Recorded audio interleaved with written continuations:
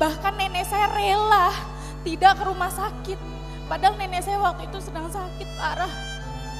Tapi beliau tidak ke rumah sakit saat itu Bapak Ibu. Beliau itu rela cuma beli obat-obatan di warung. Padahal beliau udah renta saat itu. Saya melihat wanita yang tanggung jawab. Saya melihat ada di sosok nenek saya. Suatu ketika saya sedang kuliah. Ada telepon berbunyi. Ada telepon berdering. Saya minta izin sama dosen saya. Saya angkat teleponnya. Di situ ada nama tante saya. Assalamualaikum tante. Tante saya tidak menjawab telepon. Tante saya langsung bilang dengan suara yang tegas, Agnes pulang. Saat itu saya terhentak. Saya kaget, kok tiba-tiba tante saya nyuruh saya pulang, terus di pagi hari dengan suara dan intonasi seperti itu. Saya bilang, tante bisa nggak nunggu sampai sore, sebentar aja, soalnya masih kuliah nih.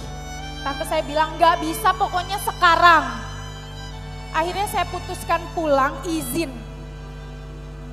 Dan di sepanjang perjalanan, saya mengingat memori saya pada saat saya kecil Bapak Ibu. Jadi memori saya dirawat pada saat saya sakit sama nenek saya. Pada saat nenek saya memperjuangkan saya. Ingatan itu seolah kembali Bapak Ibu. Dan firasat saya kok makin gak enak. Semakin dekat dengan rumah semakin gak enak firasat saya. Air mata saya mulai netes saat itu. Gerbang rumah nenek saya sudah terbuka. Saya lihat ada bendera kuning. Gemetar kaki saya saat itu Bapak Ibu. Sudah banyak orang di rumah nenek saya. Saya dibesarkan oleh nenek saya saat itu Bapak Ibu. Saya masuk rumah nenek saya. Saya langsung dipeluk sama tante saya. Tante saya hanya mengucapkan saat itu, Agnes, manusia memang punya harapan, punya rencana, tapi Tuhanlah yang menentukan. Saya lihat ke belakang, ada jenazah nenek saya Bapak Ibu sudah dikafankan. Saya hampiri dengan berat hati, tangisan saya pecah saat itu. Saya bisikan di telinga nenek saya, istirahat yang tenang nih, gak apa-apa. Agnes akan berjuang meraih impian Agnes. Seperti nenek yang berjuangin Agnes. Agnes berjuang seperti nenek yang selalu berjuang untuk Agnes. Agnes akan tumbuh menjadi wanita yang kuat. Walaupun berat hati, saya hantarkan nenek saya di peristirahatan terakhir Bapak Ibu. Perasaan saya campur aduk saat itu. Tapi saya harus ikhlas. Saya harus meneruskan kehidupan saya. Saya harus bangkit. Setelah beberapa hari kemudian, ada seseorang, teman kelas saya, satu jurusan.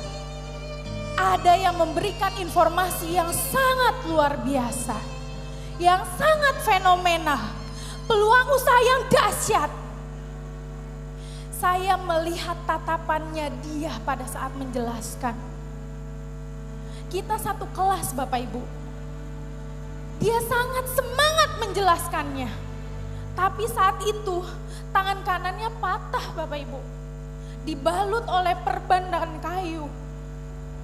Saya yang sudah merasa ditinggalkan oleh ibu dan nenek, sudah merasa dunia ini sudah tidak adil. Tapi saya tidak bisa membayangkan bagaimana saya di posisi dia. Patah tangannya, tapi dia masih semangat menjelaskan usaha ini. Matanya berbinar, seolah berbicara bahwa kita bisa meraih impian lewat usaha ini. Saya putuskan untuk bergabung saat itu juga. Dia adalah orang yang menggenggam tangan saya saat saya terpuruk. Dia adalah orang yang meraih impian bersama. Dia adalah orang yang seolah memberikan kehidupan baru dan harapan baru. Dia adalah imam saya, suami saya, Muhammad Husnul Maskur.